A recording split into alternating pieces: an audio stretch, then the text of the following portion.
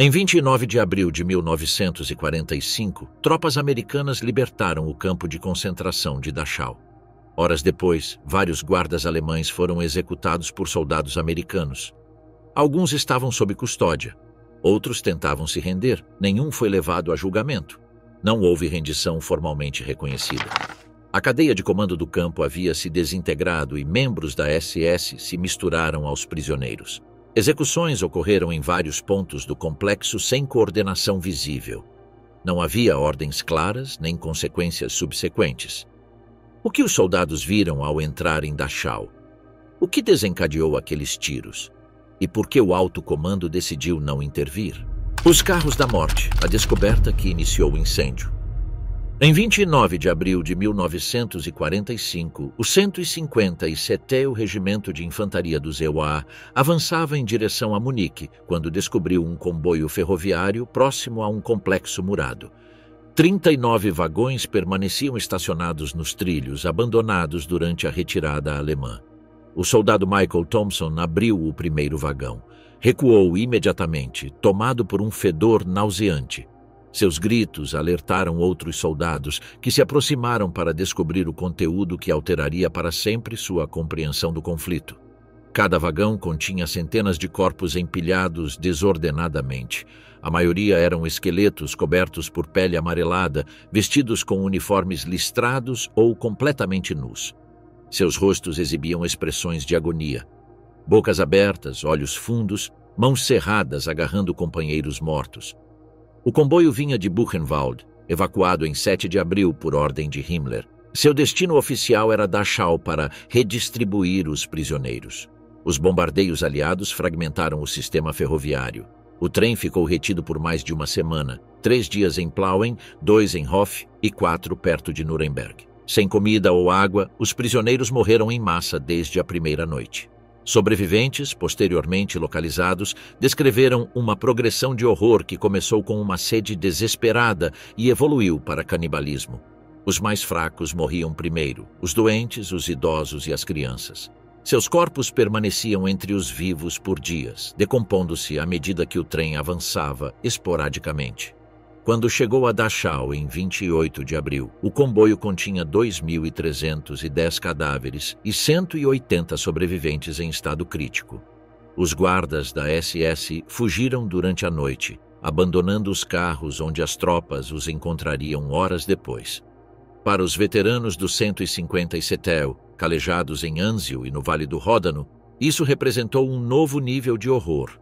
O sargento Robert Hayes escreveu à esposa: "Vi muitos homens morrerem em combate, mas sempre com honra. Isto é diferente. Isto é a morte como um produto industrial." A reação foi imediata. Soldados que haviam demonstrado disciplina férrea sob fogo inimigo começaram a vomitar. Outros caíram em prantos. O cabo Jimmy Martinez se afastou do comboio e não falou nada por 3 horas. A disciplina militar ruiu diante da impossibilidade de categorizar o que foi testemunhado. Não se tratava de baixas legítimas nem de vítimas civis acidentais. Era a evidência de um sistema projetado para produzir mortes em massa com eficiência industrial. Os prisioneiros da SS capturados perto do comboio não eram mais vistos como inimigos militares derrotados. Tornaram-se perpetradores diretos do massacre. A distinção entre combatentes e criminosos desapareceu diante das evidências. Os primeiros atos de represália ocorreram de forma descoordenada. O tenente William Walsh ordenou que 4 guardas alemães entrassem no carro mais carregado. Obrigou-os a permanecer entre os cadáveres por 10 minutos, depois sacou sua Colt .45 e os executou um por um com tiros na nuca. O soldado Eugene Sledge relembraria décadas depois. Walsh não gritou nem perdeu a paciência. Ele foi frio, calculista, como se estivesse cumprindo uma ordem judicial. Ninguém se moveu para detê-lo. Parecia a coisa certa a fazer. Ao mesmo tempo, outros soldados executaram prisioneiros alemães sem consultar uns aos outros. O sargento Daniel Murphy liderou um pelotão de fuzilamento que atirou em 6 guardas contra uma parede. O cabo Frank Towers usou uma bar para atirar em 3 alemães que fugiam entre trabalhadores civis. Esses atos, cometidos por soldados de diferentes unidades sem coordenação, estabeleceram um precedente que se espalharia rapidamente. A descoberta suspendeu temporariamente o Código Militar convencional, substituindo-o por uma justiça sumária que eles consideravam moralmente justificada. O Major George Stevens chegou 1 hora após a descoberta. Encontrou suas tropas em um estado de agitação inédito em combate regular. Seu relatório ao Estado-Maior mencionou um colapso temporário, mas completo, da disciplina tradicional, substituída por um código moral improvisado. Fotografias do corpo de sinalização documentaram cada carro como evidência em Nuremberg. Mas não conseguiram capturar o impacto psicológico sobre aqueles que abriram as portas, respiraram o ar carregado de morte e tocaram as evidências do extermínio sistemático. O coronel Sparks compreendeu que estava diante de uma situação sem precedentes. Em seu relatório ao coronel Desidério, ele escreveu: "A situação evoluiu além dos parâmetros operacionais padrão. Preciso de orientação urgente sobre como lidar com pessoal inimigo no contexto de aparentes crimes em massa." A resposta veio 4 horas depois, quando os eventos já haviam tomado um curso irreversível. A descoberta transformou o que deveria ter sido uma divulgação rotineira em um acerto de contas sem precedentes. Rendição sem comando, a queda caótica do último bastião da SS. A aproximação a Dachau não seguiu protocolos militares. Não houve reconhecimento de artilharia, bombardeios de suavização ou negociações formais. As tropas navegaram em uma situação caótica que tornaria difícil determinar quem tinha autoridade legítima e quem representava uma ameaça real. A cadeia de comando alemã havia se desintegrado dias antes. O SS Obersturmbannführer Eduard Weiter, comandante desde 1942, havia abandonado seu posto em 26 de abril sem emitir ordens de contingência. Ele carregou seus pertences em um veículo requisitado e rumou para a Áustria, onde seria executado por colegas oficiais da SS que o consideravam um desertor. A fuga deixou Dachau sem autoridade reconhecida. A responsabilidade recaiu sobre Heinrich Wicker, um SS Untersturmführer de 23 anos, equivalente a um segundo-tenente. Ele havia chegado 2 semanas antes, transferido de uma unidade dizimada na frente ocidental. Seu conhecimento do campo era superficial e sua autoridade sobre o pessoal veterano, questionável. Wicker não era o único oficial presente, mas era o oficial de mais alta patente disposto a assumir a responsabilidade. O SS Hauptsturmführer Klaus Bergen havia decidido tirar o uniforme e se misturar aos prisioneiros. O SS Oberscharführer Maximilian Weber havia fugido, levando consigo os arquivos mais comprometedores. A situação se complicou ainda mais com a chegada de Viktor Maurer, delegado do Comitê Internacional da Cruz Vermelha, que havia cruzado as fronteiras alemãs em 28 de abril com documentos diplomáticos suíços. Maurer, advogado especializado em direito humanitário, havia sido enviado para facilitar a transição dos campos bávaros para as autoridades aliadas. Em Wicker, Maurer encontrou um oficial sobrecarregado por responsabilidades que iam além de sua formação. Durante 3 horas, na noite de 28 de abril, ele o convenceu a desistir de cumprir as ordens de Sonderbehandlung de Munique. Essas diretrizes codificadas exigiam a eliminação sistemática de todas as testemunhas prisioneiras e a destruição de provas documentais. A proposta de rendição se concretizou quando Maurer e Wicker emergiram carregando uma bandeira branca feita com lençóis de hospital. O encontro com as tropas americanas ocorreu às 11h30 do dia 29 de abril, a 75 metros do portão principal. O brigadeiro-general Henning Linden, subcomandante da 42ª Divisão, inspecionava posições avançadas quando foi informado pelos negociadores alemães. Seu encontro com Wicker e Maurer foi improvisado e sem formalidades. Não havia intérpretes militares. A comunicação ocorreu no inglês rudimentar de Wicker e no francês fluente de Maurer. Linden aceitou a rendição sem diretrizes específicas do 7º Exército. Os manuais abordavam instalações militares convencionais, mas não existiam protocolos para a operação de campos de concentração. Sua decisão foi pragmática, aceitar a capitulação imediata para evitar resistência prolongada. No entanto, a rendição carecia de elementos jurídicos fundamentais. Não foi elaborada nenhuma ata formal. Não foram estabelecidos termos relativos ao tratamento dos prisioneiros. Não foi estabelecida nenhuma delimitação de responsabilidades entre as forças de ocupação e o pessoal alemão. Não foram definidos procedimentos para desarmamento ou transferência de autoridade. Mais problemático, a rendição não se estendeu a todas as forças alemãs. Enquanto Wicker negociava, aproximadamente 560 membros da SS permaneceram dispersos. Muitos retiveram armas e munições.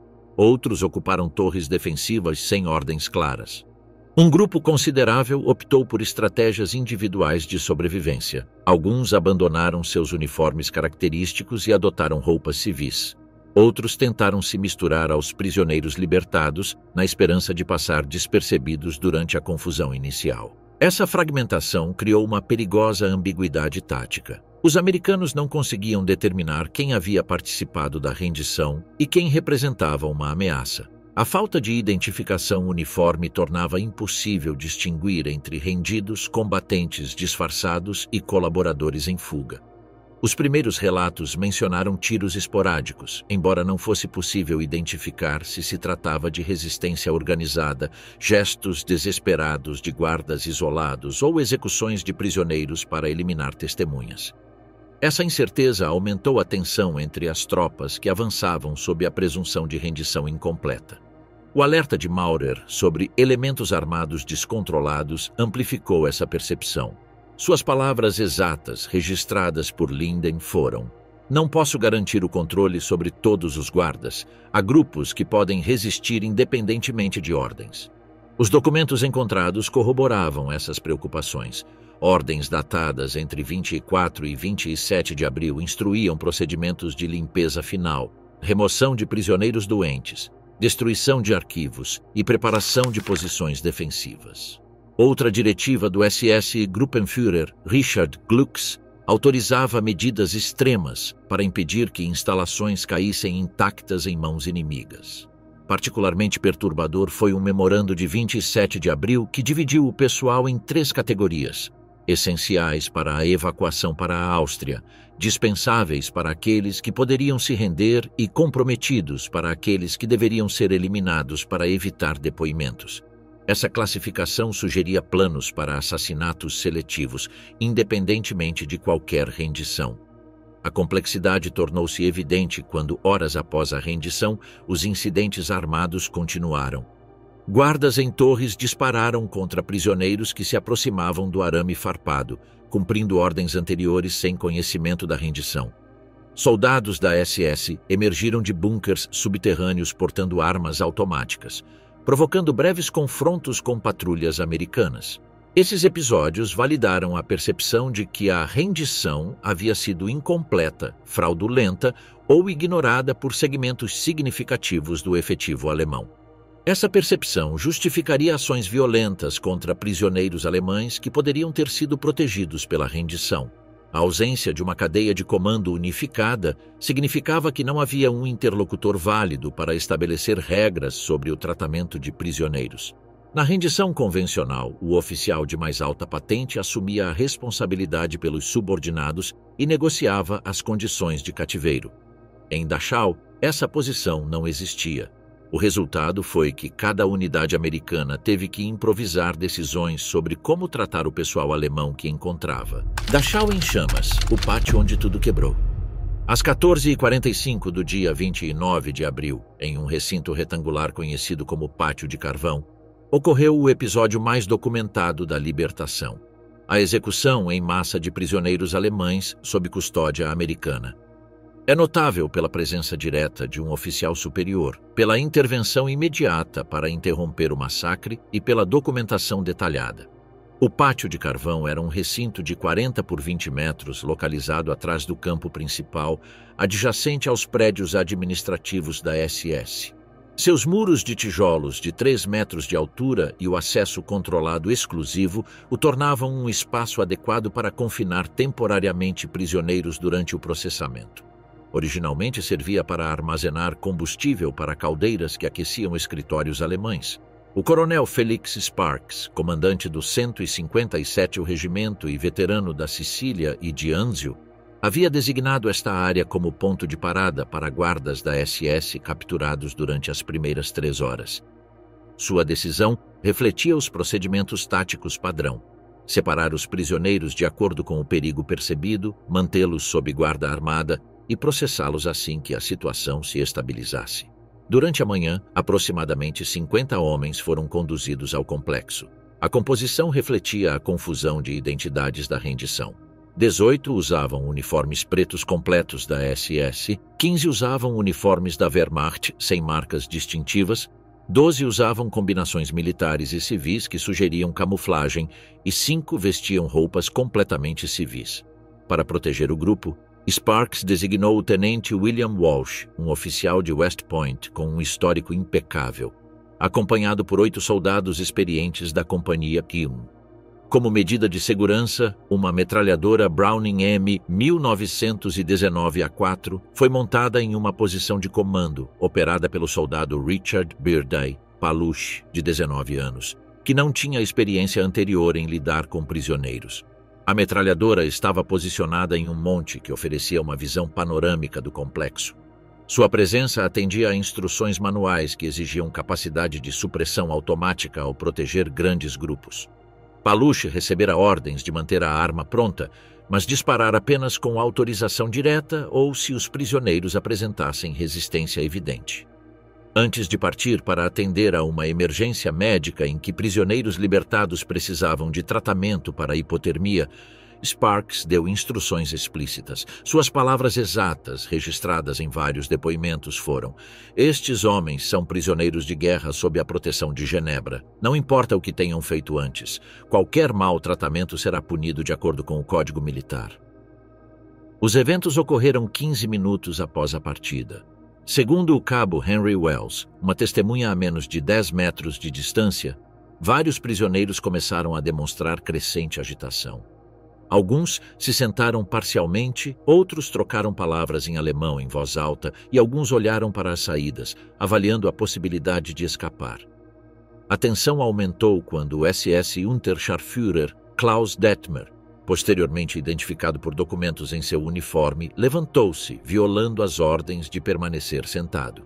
Segundo Wells, Detmer proferiu uma frase em alemão que soou como uma instrução. Imediatamente, outros 4 prisioneiros começaram a se levantar, criando um padrão que sugeria coordenação prévia. Naquele momento crítico, ocorreu o fator desencadeante. Um único tiro foi disparado da torre noroeste, a 200 metros do pátio. A fonte nunca foi determinada. Poderia ter sido um guarda alemão sem ordens de rendição, um atirador americano atingindo um alvo não identificado ou a detonação acidental de munição abandonada.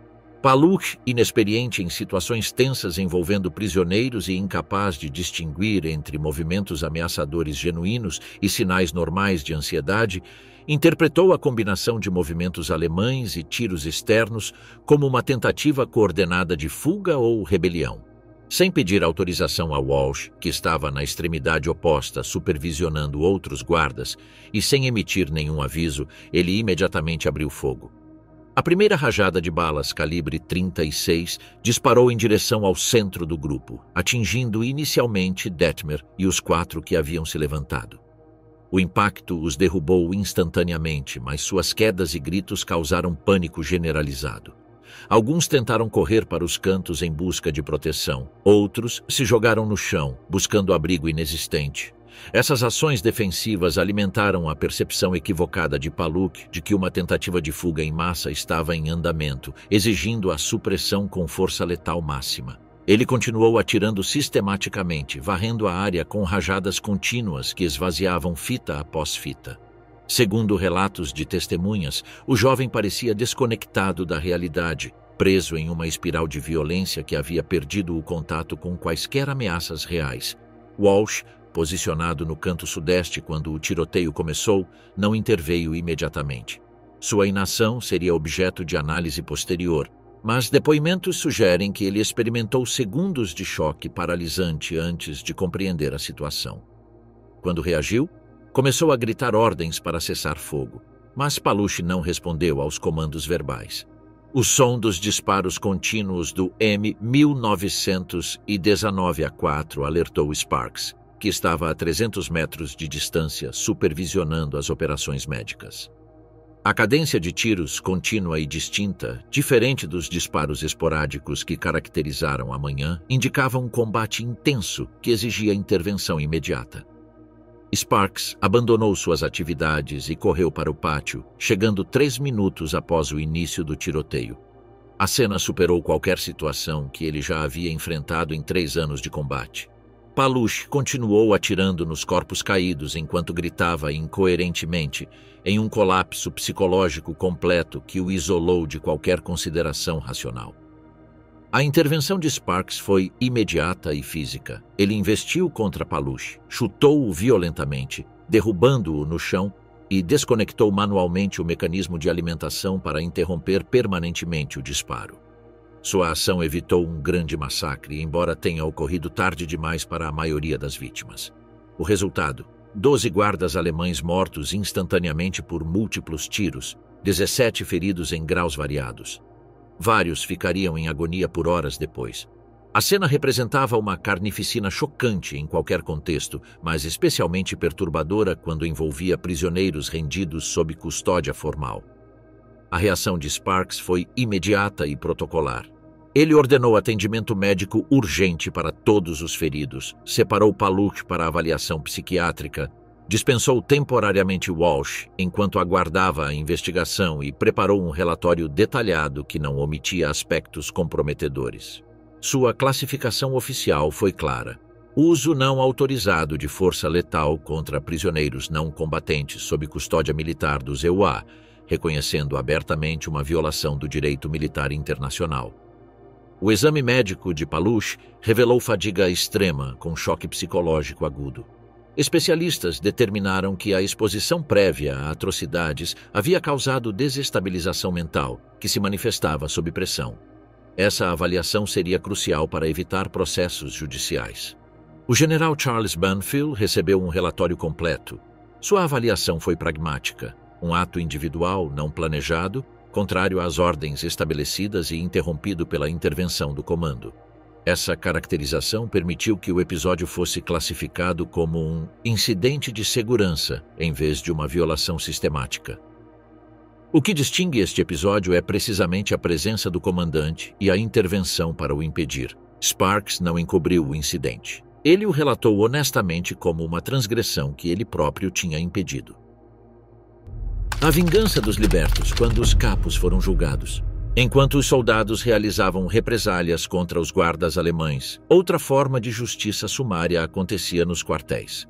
Os prisioneiros libertados iniciavam seu acerto de contas com os capos, prisioneiros selecionados pela SS para exercer controle interno sobre outros detentos. Os capos representavam uma perversão do sistema de campos de concentração. Eram prisioneiros selecionados para desempenhar funções administrativas, de controle e repressivas sobre a população em geral.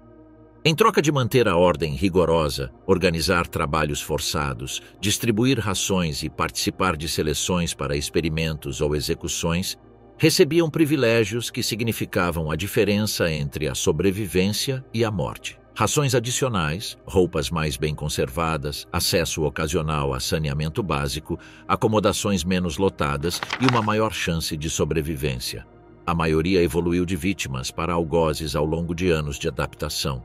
O processo começou com uma necessidade básica de sobrevivência, mas progrediu para uma identificação psicológica com seus opressores, o que lhes permitiu exercer extrema violência contra seus companheiros de sofrimento. Muitos desenvolveram um sadismo pessoal que superava a violência mais fria dos guardas alemães.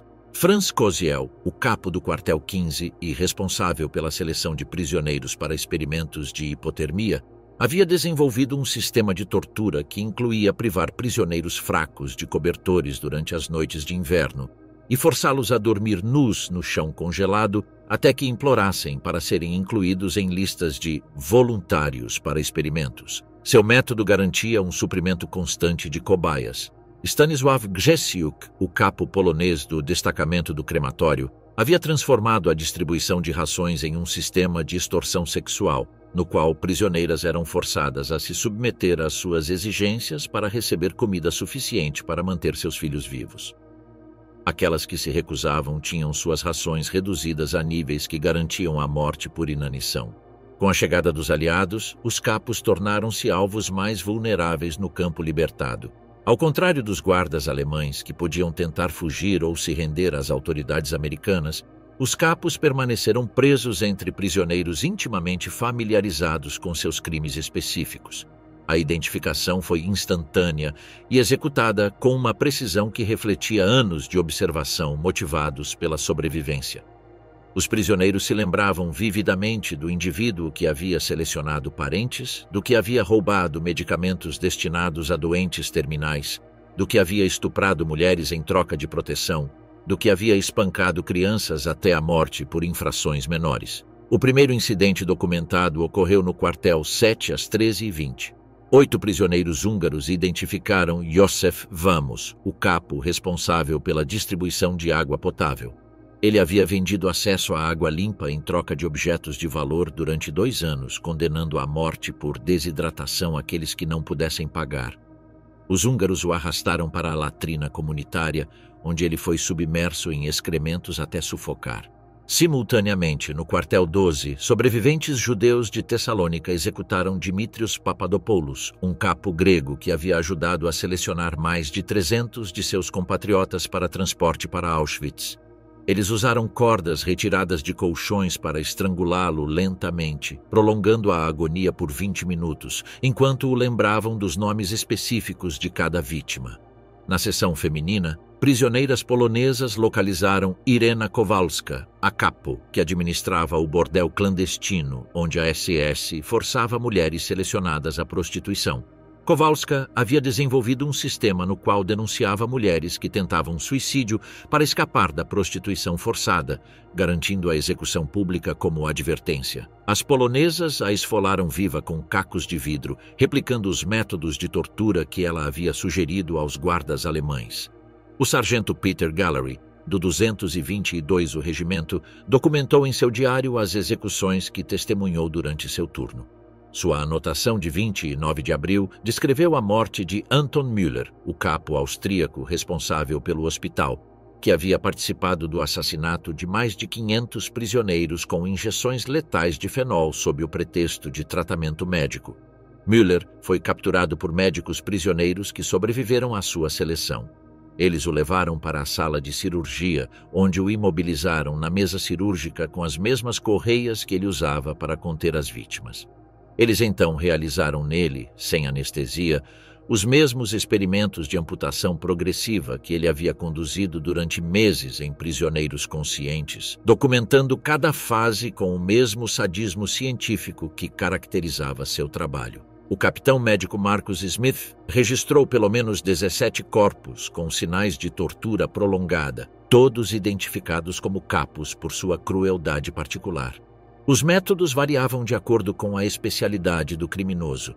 Aqueles que administravam venenos eram envenenados, aqueles que praticavam estrangulamento eram estrangulados, e aqueles que espancavam sistematicamente eram espancados até a morte. A violência transcendeu a vingança para se tornar justiça simbólica ritualizada. Cada execução replicava especificamente os métodos que o capo havia usado contra outros prisioneiros, criando uma simetria moral que os sobreviventes consideravam essencial para restaurar o equilíbrio rompido por anos de reversão das relações naturais de poder.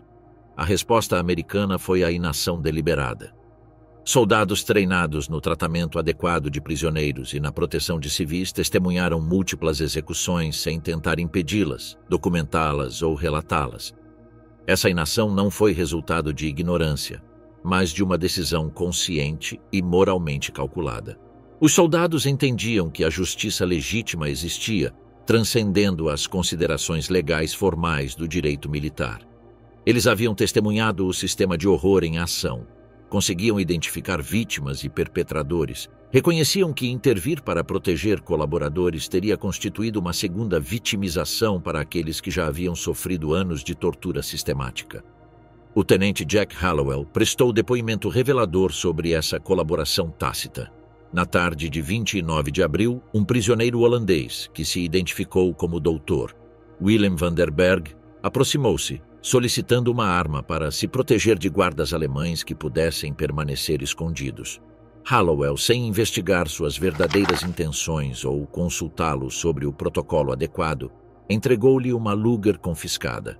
Horas depois, soube que Vanderberg havia usado a arma para localizar e executar 3 capos médicos específicos.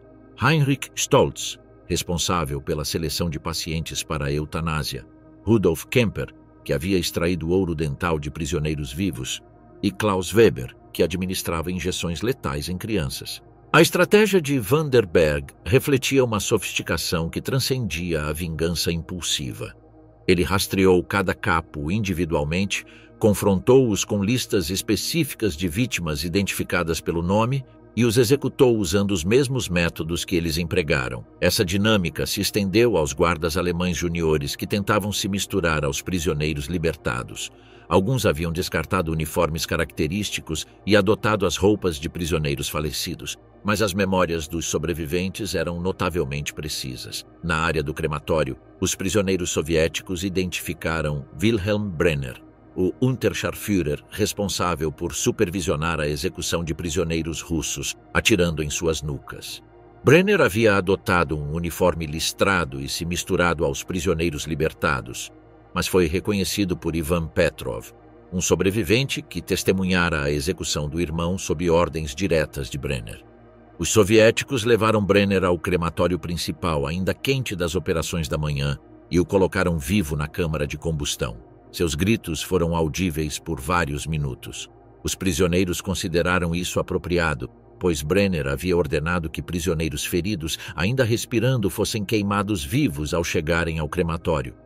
Os soldados justificaram sua não intervenção com argumentos que revelavam uma compreensão moral sofisticada. Os prisioneiros tinham o direito moral legítimo de acertar contas com seus torturadores.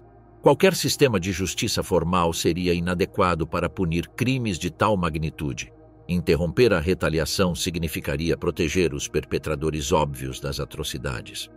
O coronel Sparks assumiu uma posição diferente em relação às execuções de prisioneiros, contrastando-as com sua intervenção para impedir o tiroteio no pátio. Ele reconheceu ter testemunhado vários incidentes sem intervir, explicando: não havia uma estrutura moral adequada para proteger aqueles que haviam participado voluntária e sistematicamente da administração deste inferno organizado. A extensão dessas represálias nunca foi oficialmente registrada. Estimativas posteriores sugerem que entre 40 e 70 capos foram executados nas primeiras 24 horas.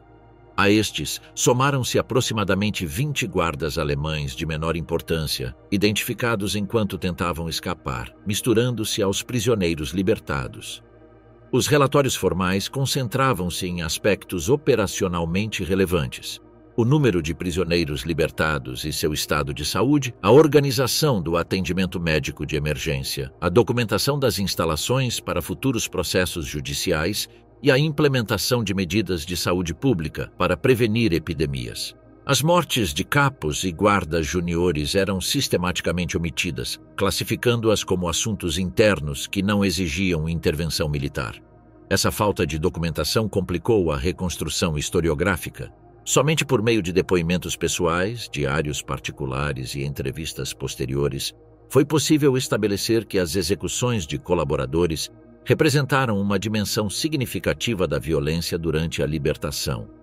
O acerto de contas revelou uma forma de justiça que operava de acordo com códigos morais desenvolvidos dentro do próprio sistema de campos de concentração. Para aqueles que vivenciaram anos de degradação e terror, a oportunidade de reverter as relações de poder representou não apenas vingança, mas uma reafirmação fundamental de sua humanidade recuperada. Silêncio nas altas esferas, a ordem de silenciar. Os violentos eventos em Dachau chegaram ao conhecimento da liderança do exército dos EUA em 6 horas. Relatórios detalhados das execuções sumárias, incluindo estimativas de baixas e descrições dos métodos, chegaram ao 7º Exército antes da meia-noite de 29 de abril. Eisenhower foi notificado por canais confidenciais. Apesar da documentação detalhada do depoimento direto dos policiais presentes e de fotografias mostrando evidências claras, o alto comando tomou uma decisão institucional consciente: não abrir processos legais contra nenhum responsável, nem mesmo investigações preliminares que pudessem estabelecer responsabilidade individual. Esta decisão não surgiu por ignorância ou negligência, mas de um complexo processo de considerações estratégicas envolvendo fatores legais, políticos, diplomáticos e simbólicos de grande complexidade internacional. O primeiro relatório de Eisenhower ao Estado-Maior Conjunto em Washington, transmitido às 8 horas do dia 30 de abril, utilizou uma linguagem deliberadamente ambígua que se tornaria padrão. Seu telegrama, classificado como confidencial, distribuição limitada, afirmava que as forças haviam libertado e concluído com sucesso a limpeza operacional do campo de Dachau, onde aproximadamente 32 mil prisioneiros foram libertados, e 300 guardas da SS foram rapidamente neutralizados durante as operações de segurança. Neutralizado permitia múltiplas interpretações: capturas bem-sucedidas, baixas legítimas durante combates contra a resistência ou execuções sumárias, sem especificar as circunstâncias reais. Essa formulação cumpria a obrigação regulatória de relatar fatos relevantes, mas evitava criar problemas que pudessem complicar outras operações ou comprometer a moral dos Estados Unidos. Ao mesmo tempo, Eisenhower ordenou a documentação exaustiva das condições encontradas. As equipes do Corpo de Sinalização foram explicitamente instruídas a registrar todos os aspectos do complexo: crematórios em funcionamento com restos parcialmente carbonizados, vagões ferroviários contendo cadáveres, instalações para experimentos médicos, quartéis abarrotados de prisioneiros moribundos e arquivos que documentavam a natureza sistemática do genocídio. Delegações do Congresso foram levadas às pressas em voos militares para testemunhar as evidências. Jornalistas credenciados tiveram acesso irrestrito com facilidades de transmissão rápida. Essa concentração de recursos na documentação do horror nazista estabeleceu prioridades: direcionar toda a atenção para os crimes inimigos, não para possíveis violações por parte das tropas de libertação. Foi uma estratégia de controle narrativo que antecipou debates futuros sobre a legitimidade moral dos aliados em julgar criminosos nazistas em tribunais internacionais. Qualquer reconhecimento de execuções sumárias por soldados americanos poderia ser explorado pelos advogados de defesa em Nuremberg para argumentar equivalência moral, comprometendo a base jurídica de todo o sistema judicial do pós-guerra. O general Alexander Patch, comandante do 7º Exército, recebeu relatórios detalhados do coronel Sparks sobre o tiroteio no pátio e outros incidentes. Sua avaliação em um memorando confidencial ao general Patton, datado de 3 de maio, afirmava que, embora tecnicamente tivessem ocorrido violações da lei militar, circunstâncias operacionais e psicológicas extraordinárias tornavam inadequados quaisquer procedimentos judiciais que pudessem estabelecer precedentes problemáticos. Patch argumentou que processar soldados por atos após a descoberta de genocídio estabeleceria um precedente perigoso, explorável pela propaganda inimiga, comprometendo a moral dos aliados e minando a autoridade americana para liderar a desnazificação na Alemanha ocupada. Mais estrategicamente, comprometeria a autoridade moral necessária para Nuremberg, já planejada como fundamento legal para a paz do pós-guerra. Patton, conhecido por seu estilo direto e concepção distinta de justiça militar, apoiou essa avaliação e apresentou argumentos adicionais. Seu raciocínio, expresso em comunicações confidenciais, combinava considerações práticas com convicções sobre a guerra e a moralidade do combate. Patton acreditava que os guardas dos campos de concentração haviam perdido automaticamente a proteção sob Genebra ao participarem de crimes em massa contra civis, argumentando que eles haviam deixado de ser combatentes legítimos e se tornado criminosos comuns que não mereciam a consideração normalmente concedida aos prisioneiros comuns. A avaliação jurídica mais influente veio do coronel Leon Jaworski, consultor jurídico do 7º Exército e futuro promotor do caso Watergate.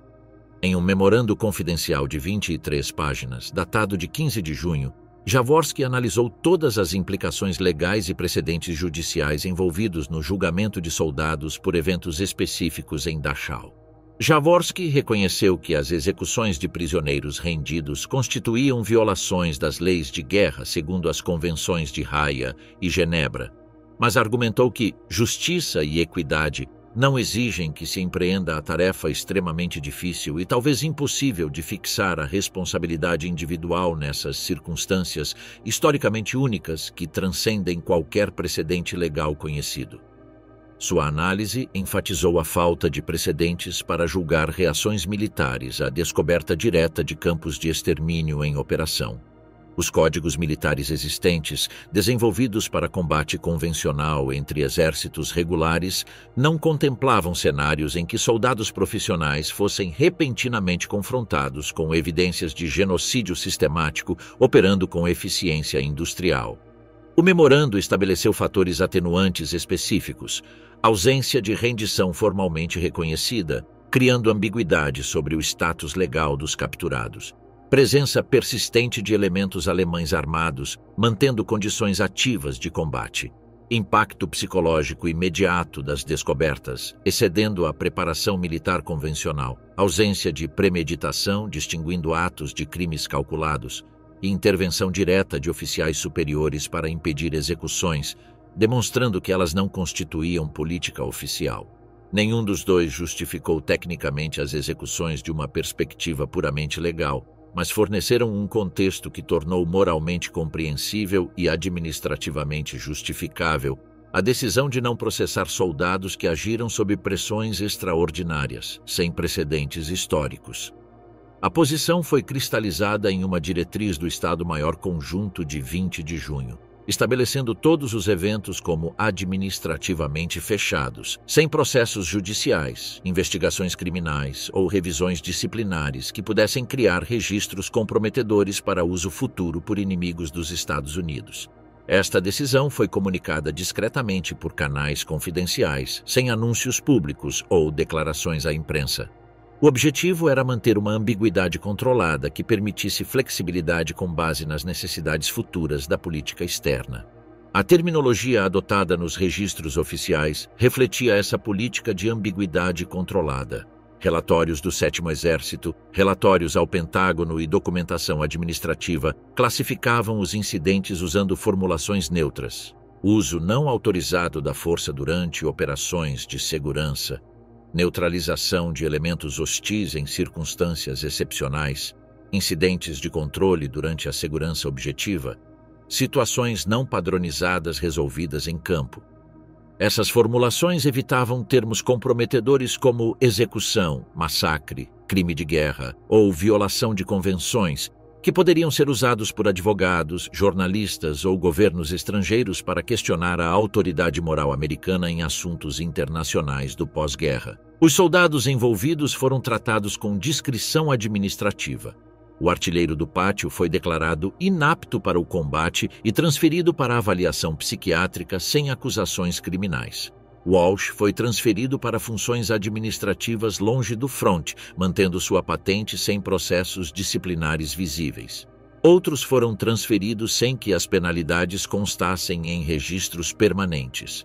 Essa abordagem permitiu o reconhecimento implícito de violações sem criar documentação problemática para futuras investigações ou procedimentos relacionados.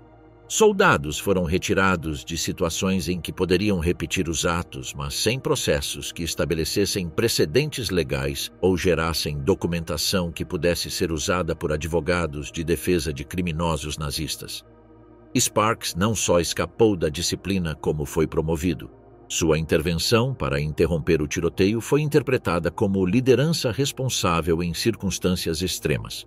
Seu relatório, embora reconhecesse as violações disciplinares, enfatizou sua natureza não planejada e sua intervenção para limitá-las. A política de silêncio perdurou por décadas.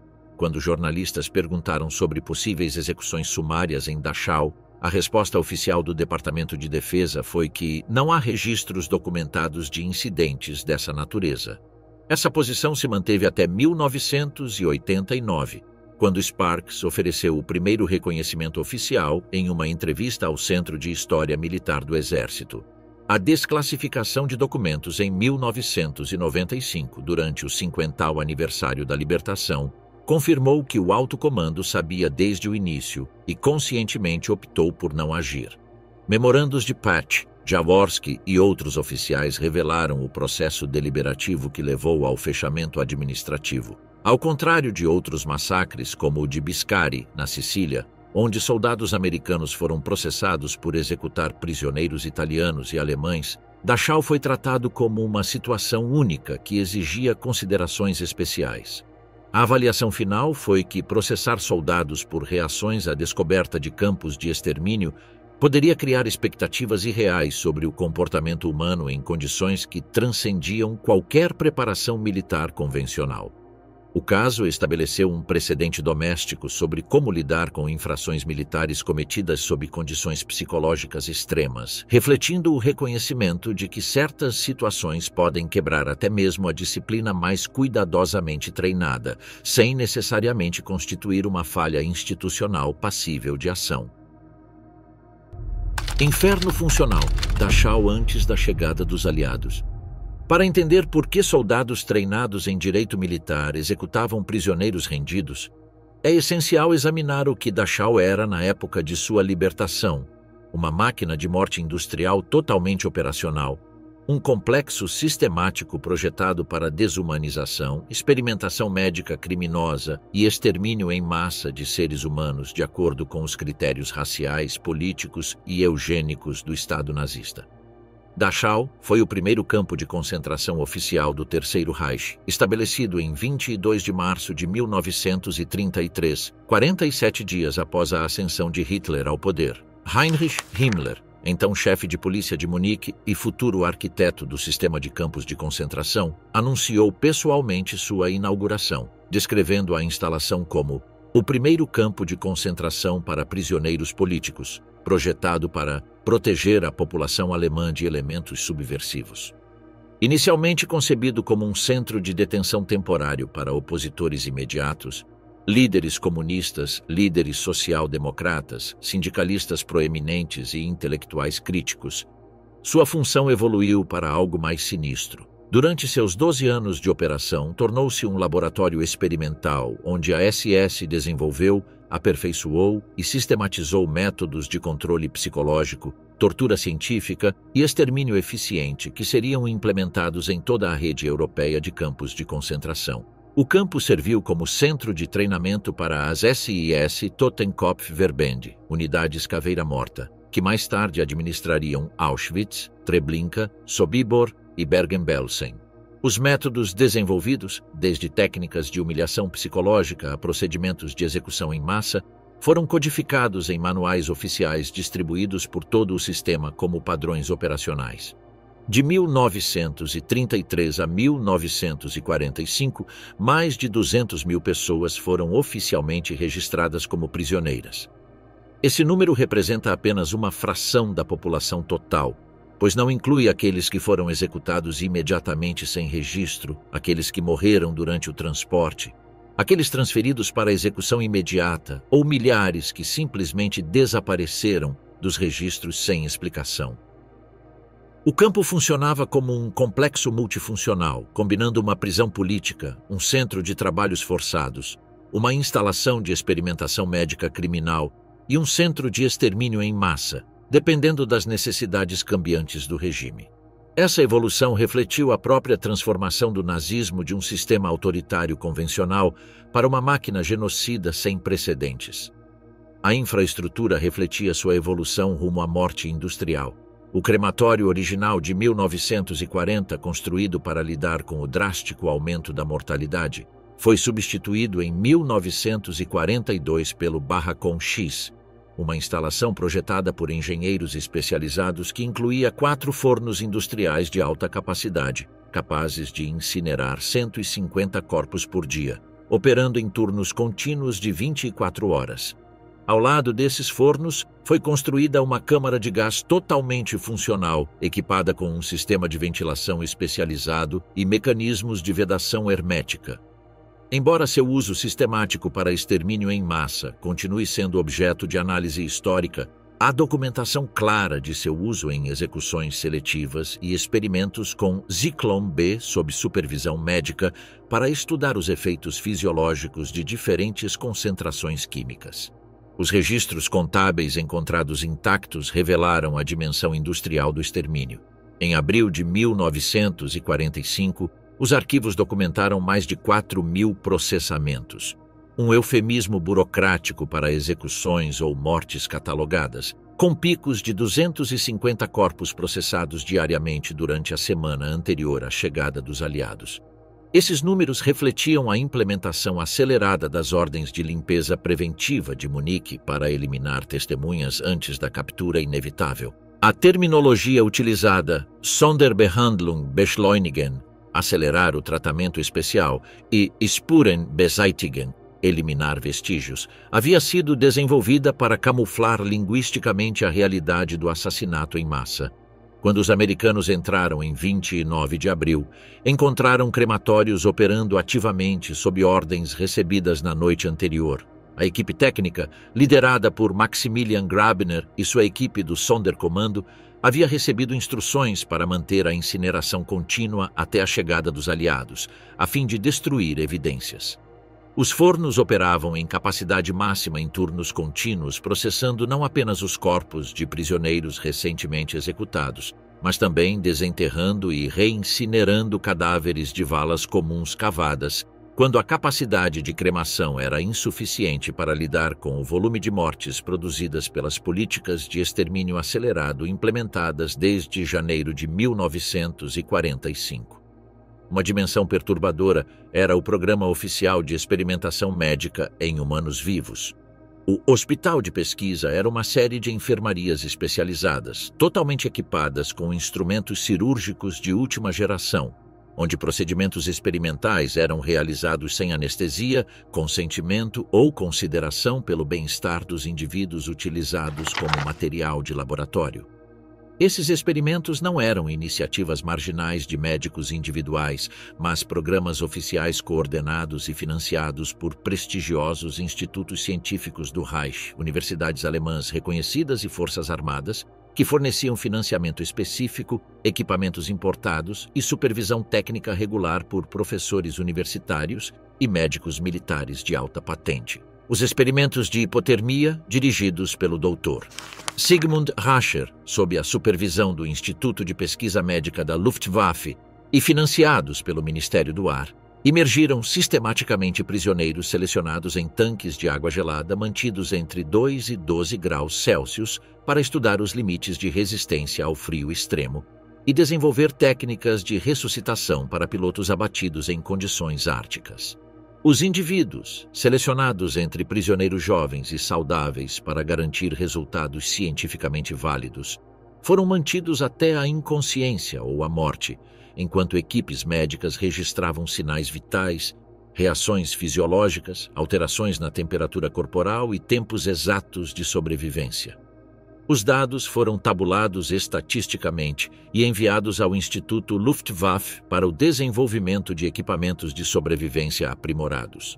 Os experimentos de pressão atmosférica utilizaram câmaras de descompressão construídas de acordo com as especificações da indústria aeronáutica para simular com precisão as condições de alta altitude e o vácuo do espaço.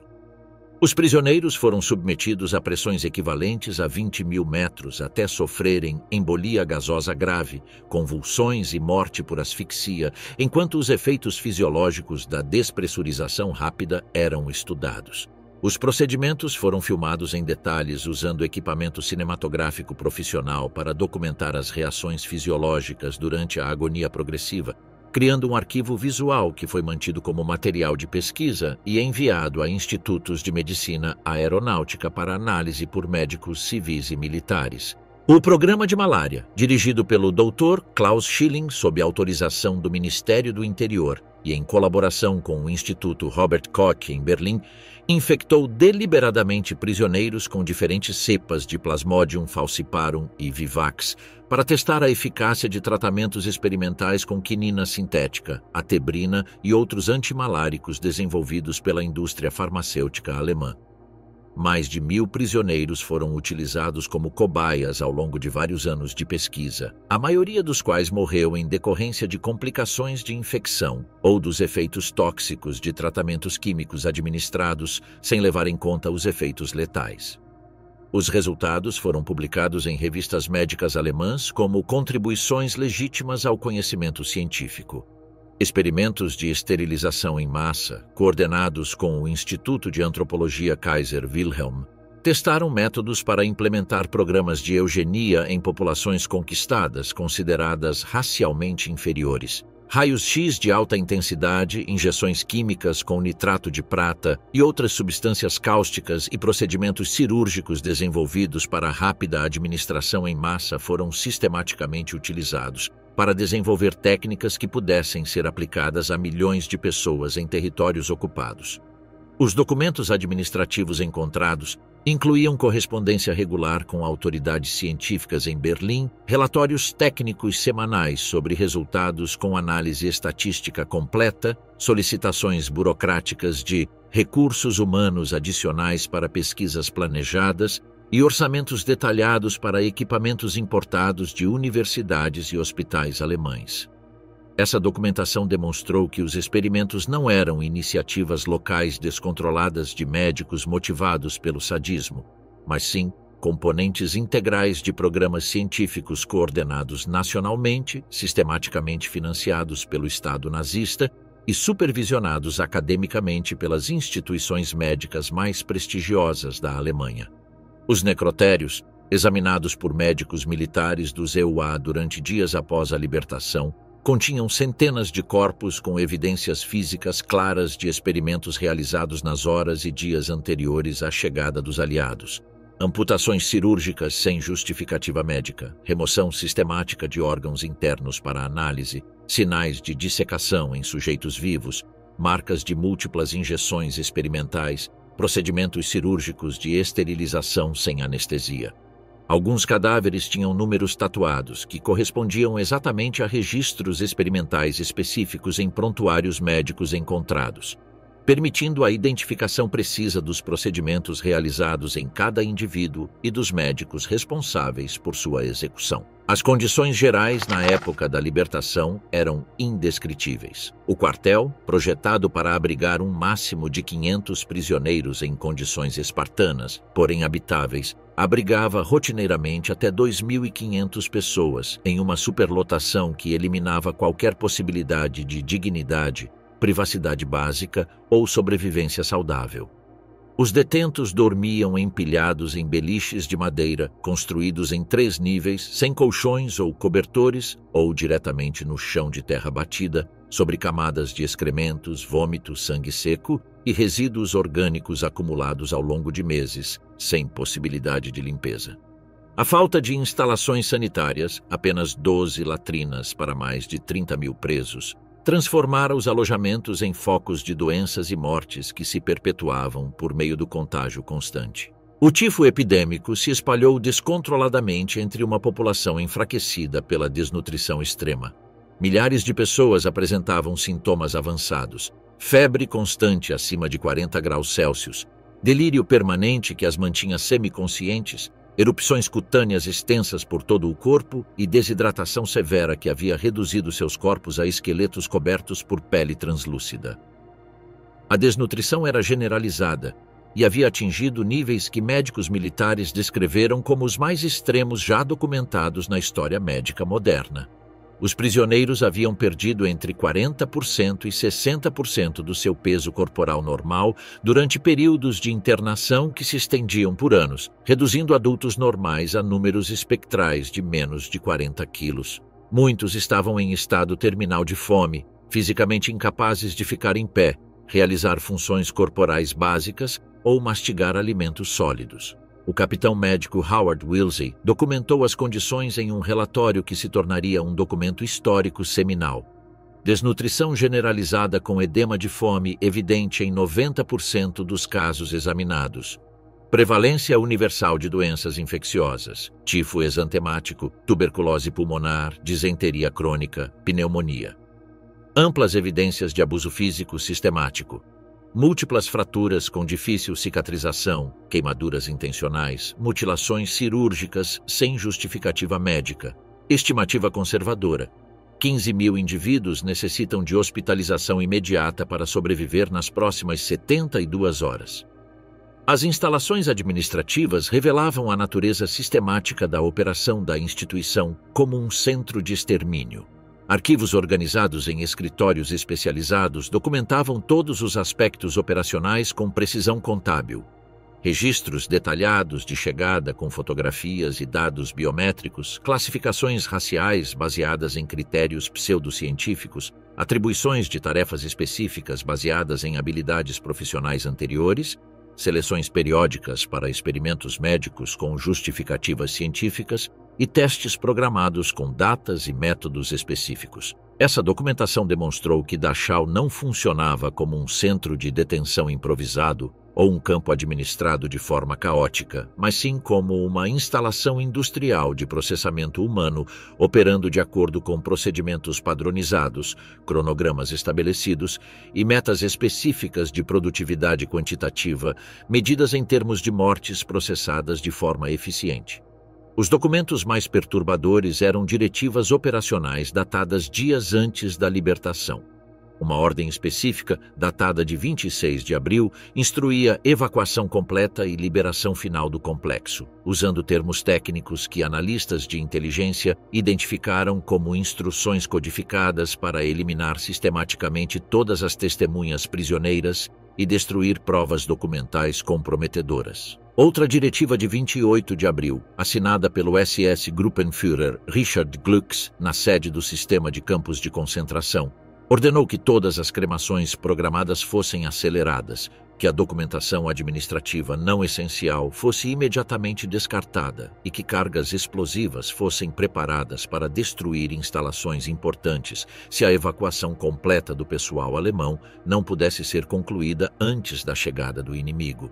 Quando as tropas americanas entraram em Dachau na manhã de 29 de abril de 1945, não se limitaram a libertar um campo de prisioneiros de guerra, onde inimigos honrados estavam detidos de acordo com os protocolos militares estabelecidos.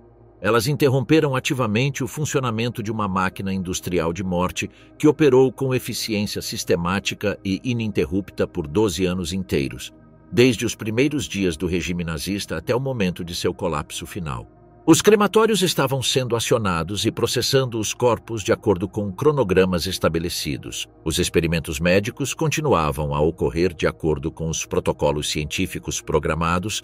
As seleções diárias de execução estavam em andamento sob supervisão médica e as ordens de limpeza final estavam sendo parcialmente implementadas por pessoal técnico, trabalhando contra o tempo para eliminar evidências antes da chegada inevitável das forças aliadas.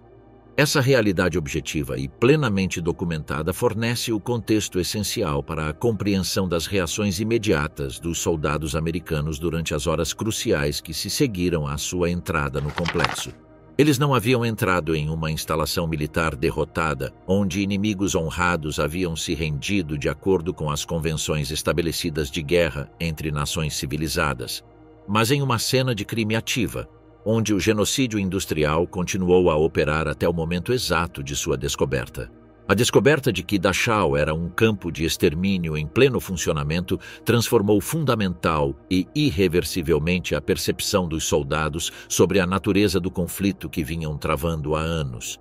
A constatação de que não se tratava de uma guerra convencional entre exércitos nacionais com objetivos políticos limitados, mas sim de um confronto existencial entre os princípios básicos da civilização ocidental e um sistema de barbárie industrializada que havia atingido níveis de sistematização sem precedentes na história da humanidade.